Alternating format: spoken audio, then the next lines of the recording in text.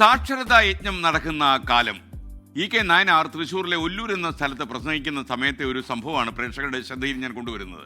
ഈ പ്രസംഗം കേൾക്കാൻ വളരെ കൂടുതൽ ആൾക്കാർ തടിച്ചുകൂടിയുണ്ട്. പ്രത്യേകിച്ച് കെ നായനാരുടെ പ്രസംഗം എന്ന് പറഞ്ഞാൽ എല്ലാ കക്ഷി രാഷ്ട്രീയ ചിന്തകൾക്കും അപ്പുറം ഒരുപാട് ആളുകൾ കേൾക്കാനെത്തും. അദ്ദേഹത്തിൻ്റെ തനതായ ഫലിതബോധവും അദ്ദേഹത്തിൻ്റെ ചാട്ടുളി പോലെ കയറുന്ന ചില വിമർശനങ്ങളും ഒക്കെ തന്നെ കേരളത്തിലെ ജനങ്ങൾ ഏറ്റുവാങ്ങിയതാണ്. പ്രസംഗമൊക്കെ കഴിഞ്ഞ നായനാർ സദസ്സിലുള്ള ആൾക്കാരോട് ചുമ്മാ ഇൻട്രാക്ട് ചെയ്യായിരുന്നു, സംസാരിക്കാൻ തുടങ്ങി.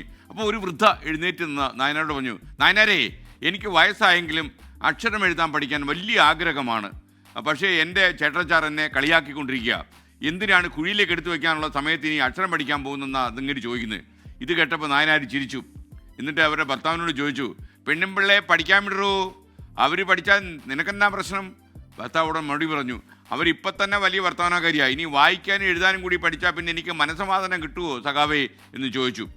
അവർ വായിച്ചു കൂട്ടുന്നതൊക്കെ എൻ്റെ തലയിലോട്ട് വെച്ച് തരും എന്നുള്ളത് വേറൊരു കാര്യം. ഇത് കേട്ടപ്പോൾ സദസ്സിലാകെ കൂട്ടച്ചിരി ഉയർന്നു. നായനാർ ചിരിയൊക്കെ അടക്കിയിട്ട് നായനാർ പറഞ്ഞു, പെണ്ണുമ്പിള്ള പഠിച്ചാൽ നിങ്ങൾക്ക് കൂടുതൽ അറിവ് ലഭിക്കും.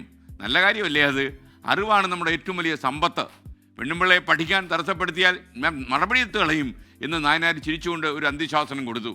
സ്ത്രീ ശാക്തീകരണത്തിലേക്കുള്ള കേരളത്തിൻ്റെ പാത വെട്ടി തുറന്ന് സാക്ഷരതാ യജ്ഞം. അറിവ് നേടാനുള്ള ആഗ്രഹത്തെ ആരും തടസ്സപ്പെടുത്താൻ പാടില്ല. പഠനത്തിനൊരു പ്രായപരിധിയുമില്ല. ഏത് ഏജിലും നമുക്ക് പഠിക്കാം, ഏത് പ്രായത്തിലും പഠിക്കാം. ആത്മാർത്ഥമായ പരിശ്രമത്തിലൂടെ ഏത് പ്രായത്തിലും നമുക്ക് പുതിയ കാര്യങ്ങൾ ഉൾക്കൊള്ളാനും പഠിക്കാനും കഴിയുമെന്നാണ് ഈ സംഭവം നമ്മളെ ബോധ്യപ്പെടുന്നത്. മരണം വരേക്കുള്ള പഠനമായിരിക്കണം ഏതൊരാളിൻ്റെയും ജീവിതം. സാക്ഷരത അല്ലെങ്കിൽ പഠനബോധം എന്ന് പറയുന്നത് കുഴിയിലേക്ക് നമ്മൾ എടുത്തു വയ്ക്കുന്നതിന് മുമ്പ് വരെയുള്ള നിമിഷങ്ങളിൽ സംഭവിച്ചുകൊണ്ടേയിരിക്കണം.